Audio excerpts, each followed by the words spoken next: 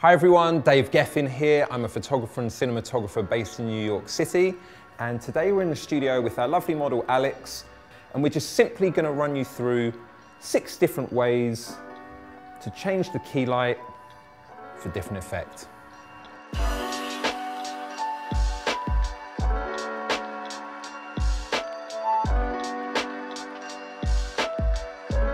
We're going to be using the NanLite Forza 300, and for the most part we're going to be putting on a nice big softbox, a Parabolic 120, which gives us a really nice soft quality of light. What you are going to see for this first position is what's known as a top light. Now, a top light is a very specific type of light. If you've watched The Godfather, you'll probably be familiar with this. It really is just simply positioning the key light above our subject, and the light is coming from the top, hence the name top light, right? Very straightforward. We may want to do this to create a sense of brooding or drama or mystery with our subject. It's not the most flattering of lights, but it does produce a very unique quality, heightens the drama. It gives us this sense of mystery because we can't see what's going on in our subject's eyes. So as we go into our second setup here, this is simply known as flat light. Flat light, as the name would suggest, is where the light source is on the same plane as the camera. And by that we mean that the light is flat to the area that the camera and the lens is looking relative to our subject, and it's basically producing and pushing a lot of very flat light straight towards our subject. We're not looking to create any sense of drama, we're not really looking to create any shadows here. The idea being to push very flat, even light towards our subject, which tends to be more pleasing to the eye. The good thing about flat light, we typically will use this in beauty shoots.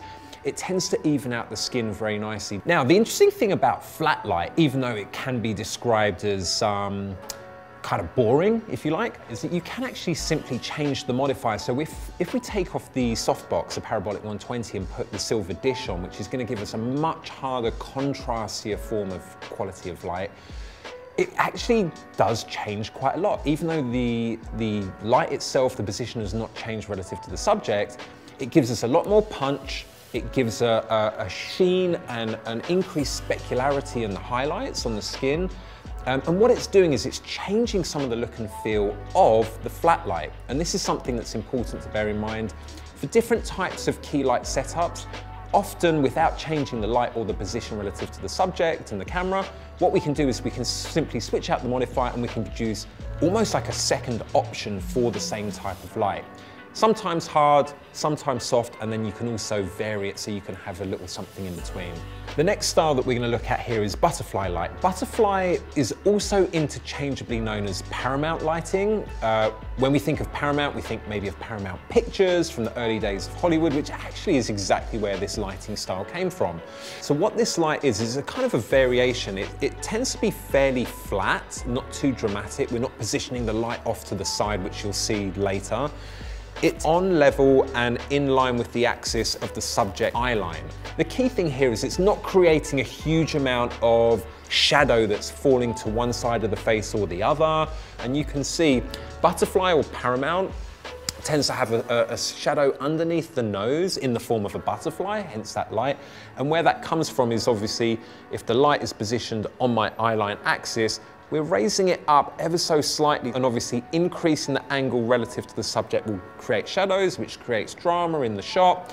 And all that means is that we've got a little bit of drama, a little bit of shadow here, and it also tends to produce a nice fall off on the cheeks as well, which again helps slim the face down. It helps give us a sense of drama in the shot without being kind of too overly dramatic. With our next style of light, known as loop light, what we're doing is we're taking the concept of the butterfly, where we're starting to elevate the light above the subject to create some form of drama, but what we're actually doing is we're moving the light off axis now, off of the camera axis and off of the eye line axis, off to the side. And what you'll notice is it starts to create a small kind of loop or shadow coming off of the nose. The key thing with loop lighting is that that shadow doesn't go down, it doesn't connect all the way through to this side of the cheek or the chin over here. It really is like a small kind of shadow coming off. And we can do this as we can with some other lighting styles in one of two ways. The two different ways that we can do this is open or closed, or in photography terms, sometimes we refer to this as broad or short lighting. And really what that means, whether it's open or broad, is this side of the face that has the key light source illuminating it is open to the camera. This is closed off, not much light here. And likewise, if we take the light and move it around to this side of the face and illuminate the short or closed off side of the face, we create much more drama where the open side to the camera is in more shadow. Anytime we want to create a bit more drama on our subject's face, we're looking to create more shadows, we're looking to create more depth. By moving off axis and positioning the light off the axis of the eye line and the camera, it gives us the ability to create shadows that rake across the face. So we get shadows that come off diagonally across the neck, we get shadow under the nose that's coming off, and really it's just another style of adding some light that's pleasing but a little bit more dramatic. Our next style of lighting is known as Rembrandt lighting, and no coincidence this is named after Rembrandt, the Dutch master painter, who was very well known for these beautiful triangles of light on the shadow side of the face. So if the left side of our face is where the key light or the main light is, on the right side, the shadow or the fill side, what we tend to see is this beautiful, sort of clearly defined triangle that's created from the shadows that are being cast from the key light being on the other side of the face.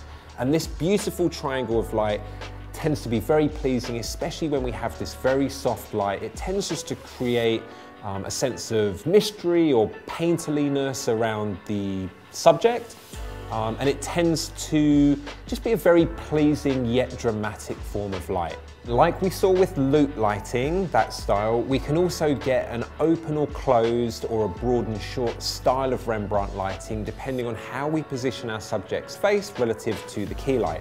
What we're doing by presenting more of a shadow to the camera is creating more drama, more mystery in our subject, more questioning about who this person is, what they want, what they're looking for, and really creating more drama in the scene.